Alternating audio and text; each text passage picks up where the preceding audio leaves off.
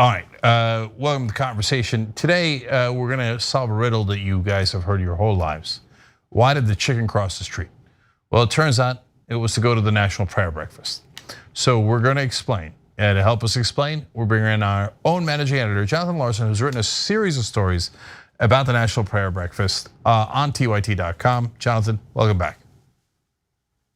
Hi, Jake. Hey, so we've got two chicken magnates here, magnates. We do actually, yes, that's right.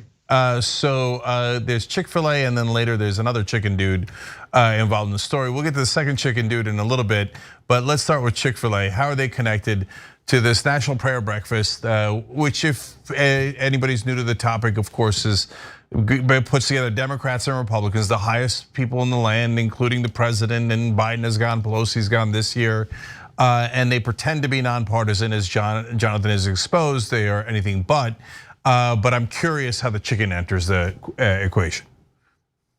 Right. So, well, as I think a lot of TYT viewers know by this point, we obtained documents from inside the family that reveal who attended National Prayer Breakfasts for a couple different years. One of the documents, actually two of them, but one most particularly, also lists who invited the people.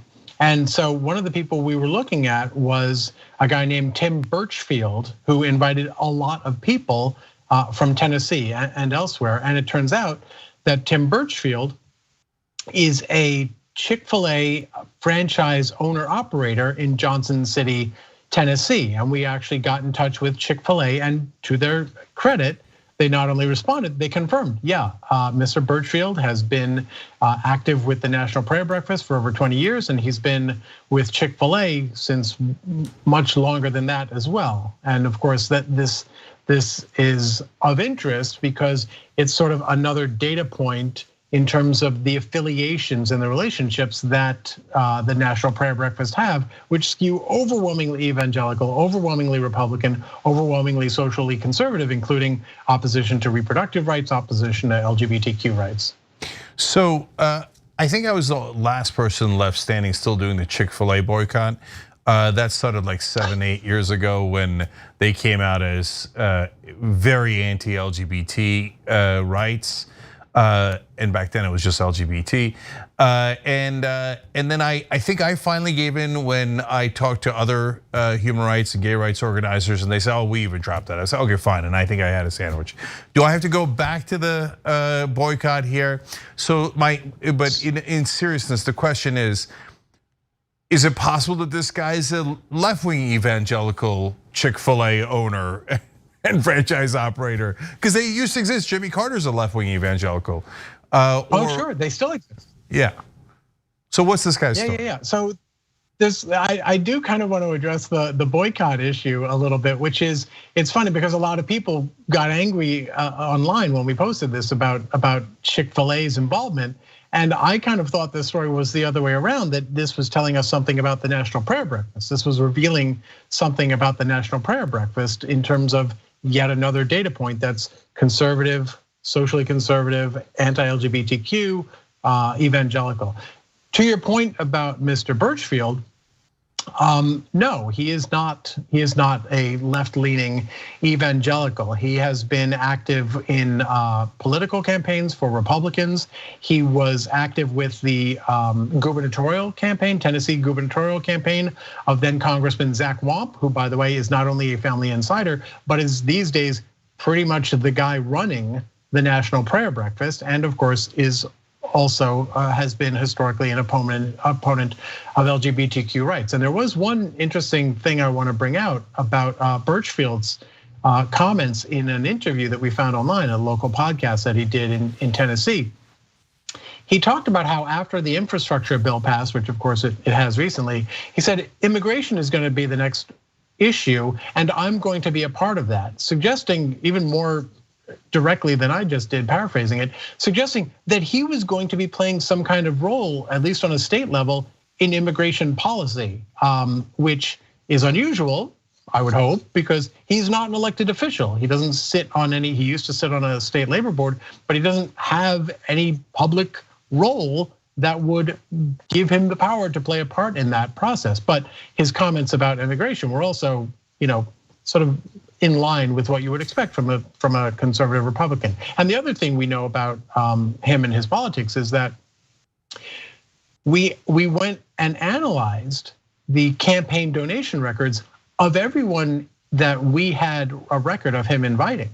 And overwhelming numbers, at least in terms of federal donations, overwhelming donations were to Republican candidates, including supporting anti-LGBTQ candidates, as well as more recently supporting backers of the big lie, the lie that Biden stole the presidential election. So Birchfield is not the sort of evangelical exception you were thinking about.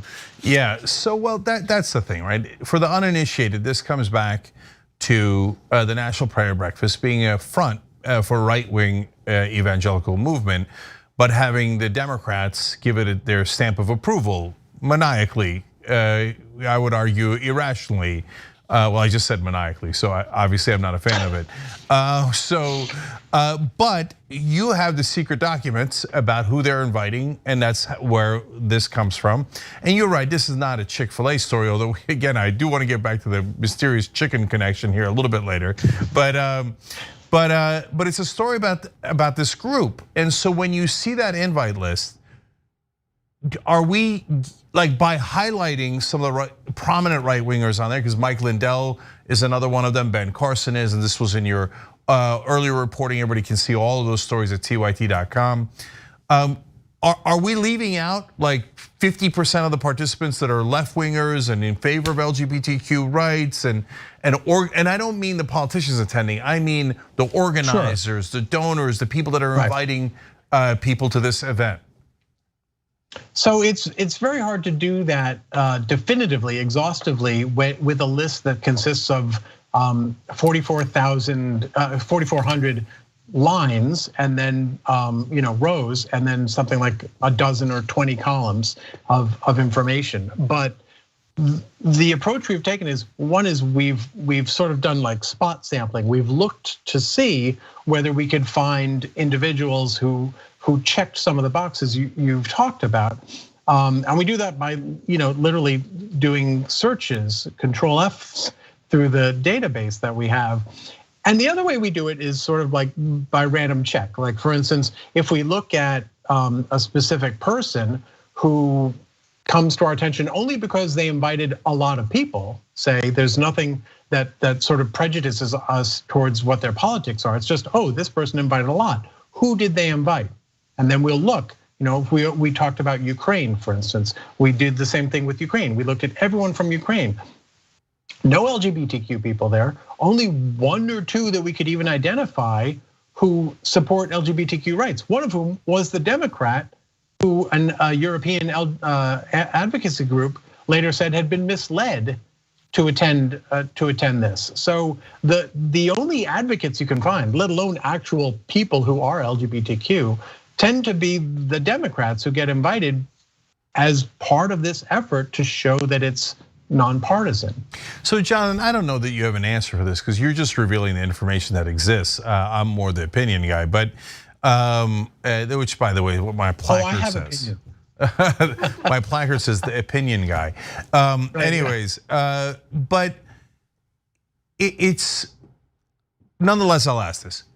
People will look at this and go, but Jonathan, to be fair, when you're looking at evangelicals and the Christian movement in this country, which just National Prayer Breakfast represents, you're gonna get a lot of anti-LGBTQ folks there because that's what everybody believed until like 7 years ago, they'll say, right? And so is that a fair critique of what we're exposing here? I think it's a fair point. The problem is that doesn't take into account what the congressional allies of the family tell us that this event is, right? In other words, yeah, of course, if you said, oh, there's a group and they're all evangelicals and they're going to have a convention every year or a conference, of course it's going to look like that. But that's not what we're told this event is. What we're told this event is an event that is inclusive, that is encompassing not just different stripes of Christianity, but non-Christians as well, and it brings them together for reconciliation.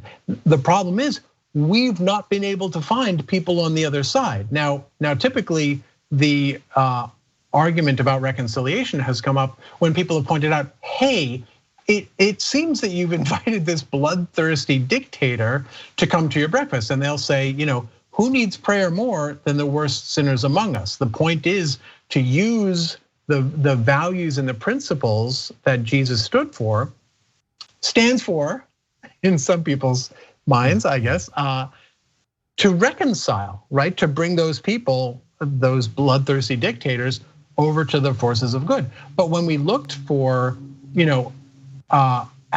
people who disagree with them politically, advocates for abortion rights, reproductive rights, actual LGBTQ people, they are very, very far and few and far between. So right. You can't say this is an event for reconciliation if you're not bringing the people with whom you should be seeking to reconcile. In fact, of course, what it winds up being, as the reporting shows, is using Democratic politicians as props to legitimize the anti-LGBTQ, and by the way, other obnoxious right-wing points of view, and spread that all across the world. So that's not reconciliation, that's just using one side as useful fill in the blank to spread your hateful propaganda. And if they're not doing hateful propaganda, then they should be clear about it. Jonathan Larson, managing editor for TYT. Thank you for joining us, we appreciate it. Thanks, Cenk. Cenk Uygur is not here today, which means that I will be able to talk during the show. No, we'll see. Poor Cenk, under the bus. My God, if Jesus came back, how much would the Republicans hate him? Now you have to give away all of your possessions to the poor. Steve King would be like, oh, Weezy. Everyone should be lucky enough to have a John Iadarola in their life. You confused everyone. Okay, sorry, I thought it was pretty clear. Take a break now. You can turn me into Dr. Manhattan as long as I get what Dr. Manhattan's packing, okay? The liberal mom says, Mark Thompson, have you ever thought about doing one of those tapes that soothe people to sleep? Like Mark Thompson reads the phone book. I'd buy it. If you'll buy it, I'll do it. Emilio D'Amelio writes in, John, you are so thick. I love you. That's what he wrote. Pork Chop Express writes in and says John Iadarola needs a new jacket. Whoa. Those 24-inch pythons are about to burst out of his sleeve. Guns, baby. You know, the two people here said that their moms were both in love with you over Beauty and the Beast? Mm-hmm. That's an improvement. I usually get grandmothers. Charlie Turk. No, wait a minute, don't you dare. Chemical castration when we return from the break. I hope that, who they choose for the White House isn't just a borderline Klansman. That's all we gotta hope. That's it, we will settle it. She's cute. I didn't say that about Laura Ingraham. Scandal at TYT. Did Anna comment on my tan yet? No, she hasn't. You're a good boss. But Anna did say that I come in here today with a fresh mind. That's all I'm about. I'm about a fresh mind. I can't with you right now. Okay? She just can't. She can't, but nonetheless, we have to for another 3 hours. I'm back, baby. Let's rip into Republicans. See, don't miss the live show. That's great. Tell people, if you're a member, you get the whole live show whenever you want, because this stuff doesn't go into any of the clips.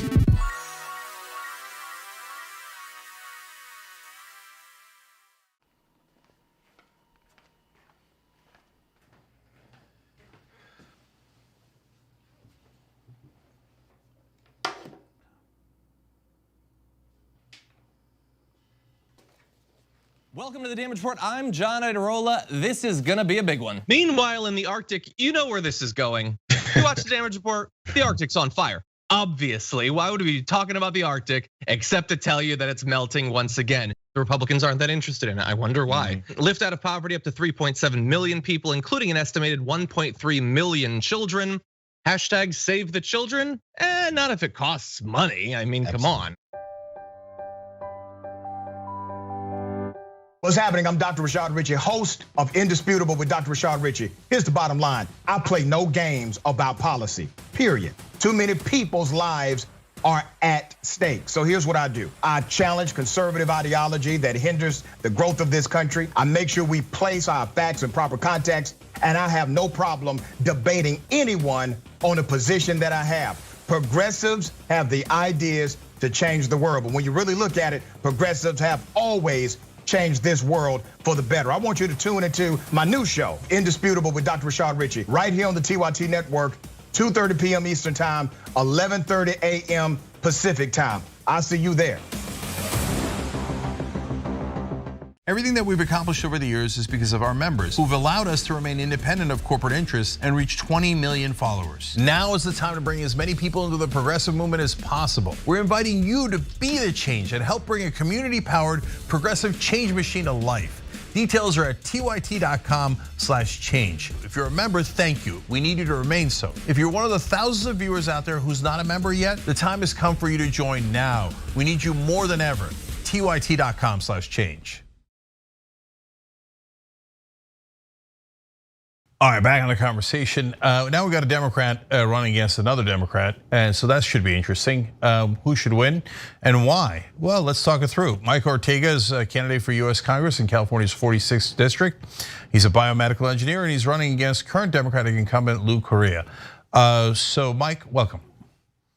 Hey, how are you doing today, Cenk? Good, good, good. So now we're gonna get to you. You have an interesting background in aeronautical engineering degree from University of Southern California. The engineering degree, good. USC, take it or leave it. Okay, and I didn't even go to UCLA. But first, since there's a Democratic incumbent, it obviously gets to the question of, hey, what's wrong with Lou Correa? Why do you have to run against him? No, absolutely, and that's a great question. And I think this season, as we've been fighting for some real gains for working families, middle-class families, and the Build Back Better Act, the Reconciliation Act, we've seen the damage that corporate Democrats can do to this kind of legislation. We've seen them try to gut the provisions that would expand Medicare. We've seen them try to gut the ability of Medicare to negotiate prices. We've seen them try to remove or feign that they're not in support of raising the minimum wage. Corporate Democrats are doing more damage to the cause of working families and middle-class families than a lot of Republicans, because we know where the Republicans stand. But it's corporate Democrats, people like Lou Correa, who take big money from big oil and big pharma, who are really giving us the worst. And we saw it on a big stage, right, with Manchin and Sinema. But on a much smaller stage, you see this happen in committees with people like Lou Correa who go to bat for big moneyed interest and really betray their base. So in the case of Correa, though, when he takes money from pharmaceutical companies or oil companies, I assume that they're doing that for the general welfare because they just want to help your district so much. Are you saying that it's because they want more benefits for oil companies and drug companies? Is that your outrageous claim here? Absolutely outrageous claim that I have. One of the most popular elements that was being proposed within the Build Back Better Act was the ability of Medicare to just negotiate on drug prices. And Lou Correa was one of the people taking the big pharma money from some of those dark money packs and advocating against a very popular measure, right? Within my district, very popular measure, the ability of government to negotiate on our behalf. And it's a very well-known fact that the drug prices in the United States are gouging middle-class families, working-class families. But Mike, talk to me. Sorry, so that's clear. There's no question about that. But do we have evidence that Correa was part of the group that wanted to fight that provision? So it didn't make it to his committee, but before they got to gut it, right? So by the time it got out onto the floor, out of the first committee, I believe it had already had a few swords taken to it. But if you follow the money, that's usually where you find out where the influence is going, right? So Lou's number one donor is Big Pharma. And then number two, the group of congressmen and women who were going to bat for the pharma companies, if you follow the money through this PAC called Center Forward, you'll see he's on that list of people that they've begun spending money to try to support with these, deceptive ad campaigns, trying to say that they're saving jobs, when really what they're doing is they're representing the interests of Big Pharma. Yeah, so now I know that the press loves it when there's a challenger to a progressive who's the leading Democrat in the race. Nina Turner, India Walton, you fill in the blank, right? Ed Markey, and everybody will come out of the woodwork to support a corporate Democrat doing a race against them, a primary against them. In the case of California, it's top 2 go to the general election, so there's absolutely no harm in a primary. But since Correa is in the Blue Dog Coalition, the New Democrat Coalition, and the Problem Solvers Caucus, those are all conservative Democratic caucuses and coalitions. That means the press is very likely on his side. Now that's my theory, but I don't know your district. So how has your race and your challenge to him been received by the press in both nationally, if any have reacted nationally and locally? So there's no national press yet. Look, if they can, they avoid covering any progressive challengers unless they become a real threat. Much of the local press is in support of Lou Correa. I believe the local paper, Orange County Register, endorsed him in the last election. He's widely a favorite because he's seen as like the old school middle of the path. But that's what he is. He's an old school right-wing Democrat who really should be a Republican on paper, but keeps the D next to his name so that he could keep running in this district and keep getting the endorsements. But if you follow him down the line on most policies, the Green New Deal, Medicare for all, he doesn't stand for them, right? Yeah, of course. Yeah. So, but all right. So in terms of the press, until we make a real threat, they're not going to give us any time.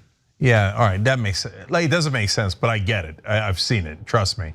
But you're on here. So Mike, there's 2 different ways that you could be different than the incumbent. One is policy, you've hinted at that here, and you're not taking corporate PAC money, I know that. And it sounds like you're for Medicare for all, Green New Deal. Another way is through how you react to Democratic leadership.